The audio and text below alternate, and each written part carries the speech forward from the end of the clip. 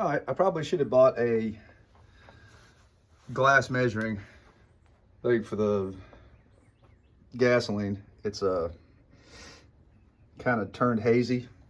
But anyway, I dumped the gas. Here, let's get a little light in there. Out of Ugly Betty here.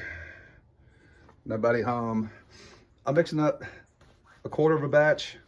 So 32 ounces of 89 non-ethanol, and I did it by milliliters. There's 77 milliliters in a 2.6 ounce bottle, so it's 19.2 ounces of oil.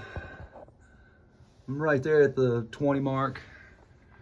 Benefit of the doubt, and then we'll get this mixed up. I'll probably switch this in and back it up a little bit. That way I get all the oil out of here. And then we're just gonna go run it and see what happens. All right, so we're out here at the woodlot. I've got a tank full of Stihl Ultra, 50-to-1, non-ethanol, 89 octane. I'm just gonna do a time lapse. I'm just gonna sit here and cut and cut and cut. Saw's in tune, and we're gonna strip it down. Obviously, this is a short-term test. All I'm looking for is some film strength in the crankcase. That's my goal.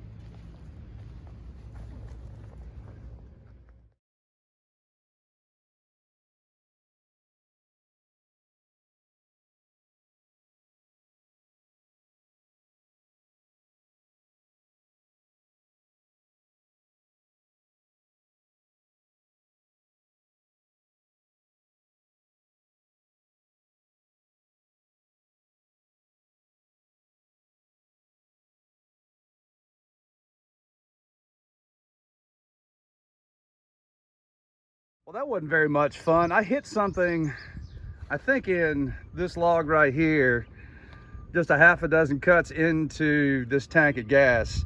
And you can see from here, the more I ran it, the duller it got. It was a new chain. So the best way to find any metal, I mean, it doesn't look horrible, but yeah, she's dull, man. I'm really having to dog it in. Tune was just right. Saw ran flawlessly, no issues. And when I said the tune's right, I mean, as soon as I took it off of a load, you could hear it four-stroking. So, so it's a nice, reasonable setting on the high side. You're not too lean, not too rich. Never really felt any significant heat. Once I was starting to lean on the saw a little bit more, when the chain was dull, the heat started coming up a little bit.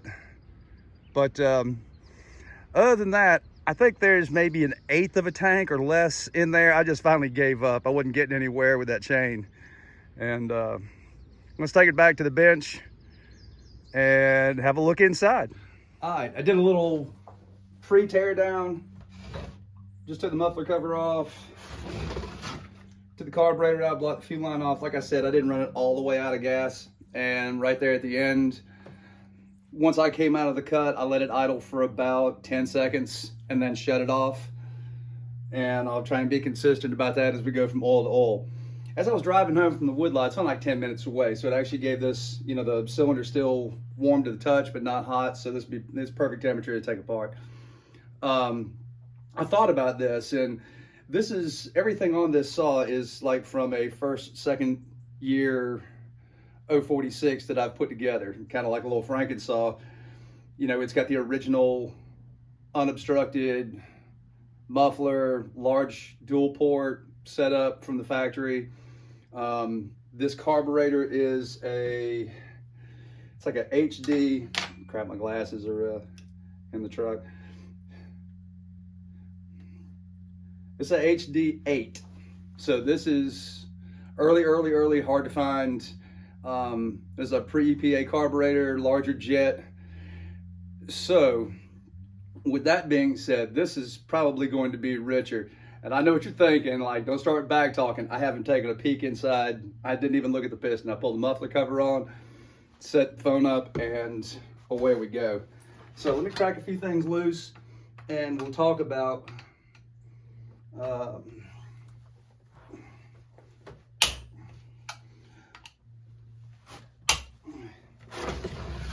Now, y'all see that I wrestle with breaking these bolts loose and I use an impact.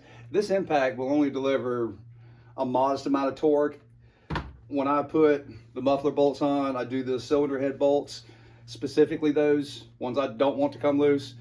I'll hand torque them after this, and usually it's like 1/8 of a turn or something like that. This 12-volt Makita, you know, is great for what I do. Everything I screw into is plastic or magnesium, so I don't want a heavy duty unit. So, you know, those of you who do use an impact, just be gentle. You know, I mean, there's absolutely nothing wrong with getting the T-handle out. And come on, babe.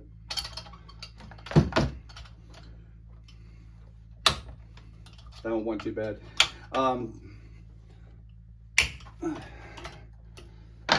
Now we can pick up and run.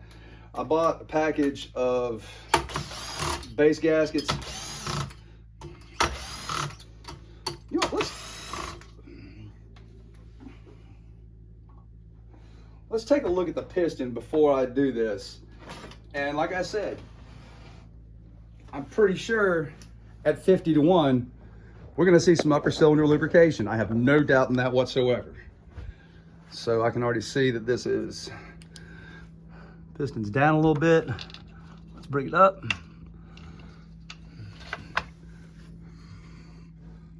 Jeez, there's a few scratches on there. Let me see if I can get, this is too much light. How's that? We'll be able to look on this a little bit better. Now, I have not run this saw since I tore it down in that original video. So anything you saw, I run a max flow so nothing gets in. You can look at this right here. These really, when they're properly oiled, you're not going to get a stitch of any kind of particulate inside your engine. All right, let's finish tearing this down.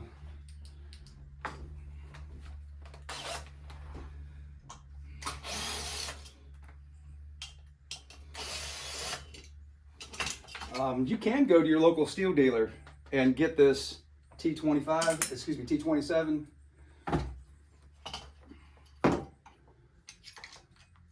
And they are exceptionally good. Yeah, look at this muffler, man. This is, like I said, these first couple of year saws have, see if we can, look at that, that's factory. Still got the screen in it. No baffle, I didn't take that out. All the other newer versions have that baffle in them.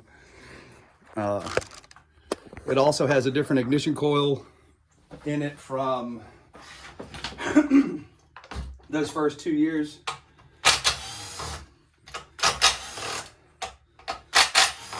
And I think it's got a better timing advance built into it. I have not advanced the timing on this at all. I put this all back together just like it would have left the factory. So there's that 3-legged coil from back in the day. It's a 1309. Hard to find. Let's keep moving. Less grammar, more hammer. Okay, all that's out. Let's grab some needle nose and we'll snake the intake boot out.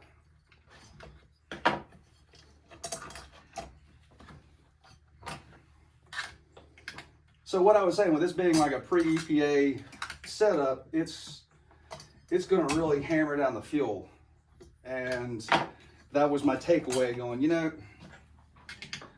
the newer saws seem to run at a higher operating temperature than one that's perfectly tuned by a professional, if you want to call me that. Some of you guys might think I'm a hack, but let go. Ugh. Now, the last time we were in here, I don't like the way that looks. We can go back and look at the video. This is a new piston, OEM. And what I saw when we tore this down to take a look inside the crankcase, because I was going to prove how good my 40-to-1 Schaefer's was, we saw that light scratch right there. Well, I took some emery cloth. There must have been, because I did clean this cylinder up. You know, this was a lightly scored cylinder, you know, but it's the D chamber. So you're going to get better factory compression out of this. So I did try to clean that up a little bit. And again, anytime you see plating in light, it's so reflective. You know, to the naked eye, I can see something there. There's nothing you can feel. So that, here, let me turn my flashlight down a little bit. Maybe that helps. That little witness mark right there is still there. And then on this side, I've got a little bit of scratching that wasn't there. And like I said, I've probably put 7 or 8 tanks of gas through this saw after I rebuilt it. It's just my go-to firewood saw. And let's get down to the meat and potatoes. I do see a tiny amount of oil in the crankcase, and there's a little bit of sheen on everything. So we're getting adequate lubrication. Let's see if I can't get down in here. It's a tough angle to get the camera lined up on. Let's move this back just a whisper. There's no pooling down there, but there is some. It's not dry as a popcorn fart, but it's certainly not the same level of lubrication we saw at 40-to-1. Let's take a look at the bearing. There's a little bit of shine on it, but I'm not liking that. Crown of the piston.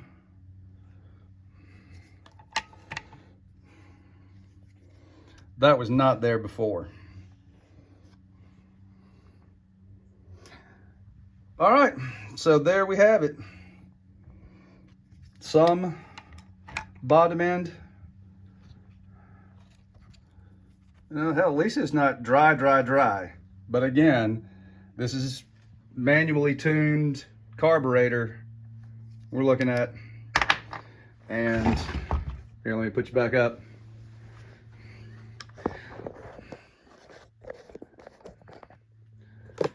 And take you back out. Like I said, I guessed that there was maybe 1/8 of a tank left in here.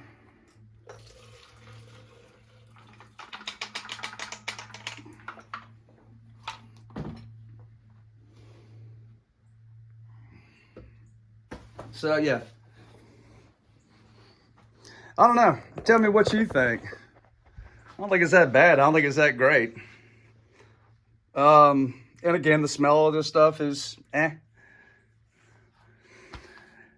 All right, so we got the ball rolling again. You know, I got a bag full of all different kinds of oils, and we'll see. Y'all let me know what you think. I mean, you know, do we need to test this long term? You know, I still got to work. You know, I still got plenty of workload here. Got some new stuff in the other day. Got some stuff going out today. That's all I got. All right, so here's my combustion chamber when I took my saw down with my Schaefer's 40-to-1. Let's look at, here's a spark plug. Right there. So let's go over and see what one tank has gotten us. Blow dryer,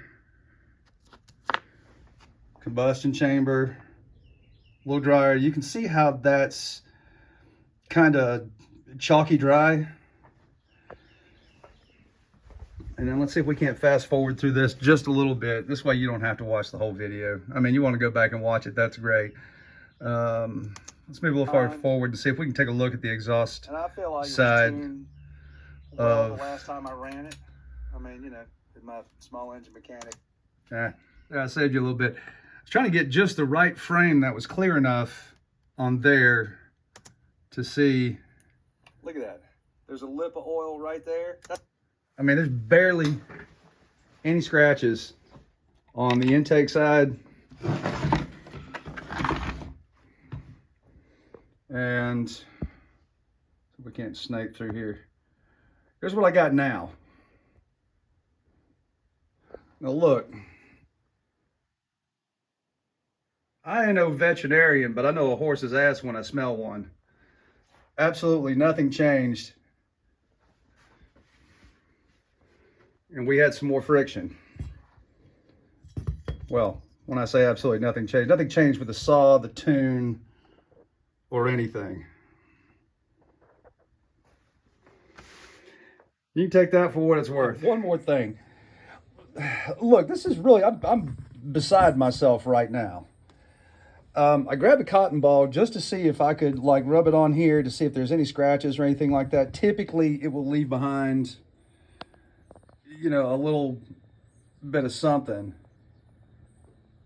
But I mean, you can hear my voice change throughout this video until we get to this point. So Ugly Betty's going to get a brand hammer new piston, and we'll keep testing. I'm not saying that Stihl Oil did that. I'm just beside myself. This saw's got plenty of run time on it with that new piston in it. You can tell by the last video, you know, it's not like I did a shit job cleaning up the cylinder when I put this thing back together again. All right, thanks for watching, y'all. Leave the comments down there in the bottom, and I'm gonna try and do something more productive today.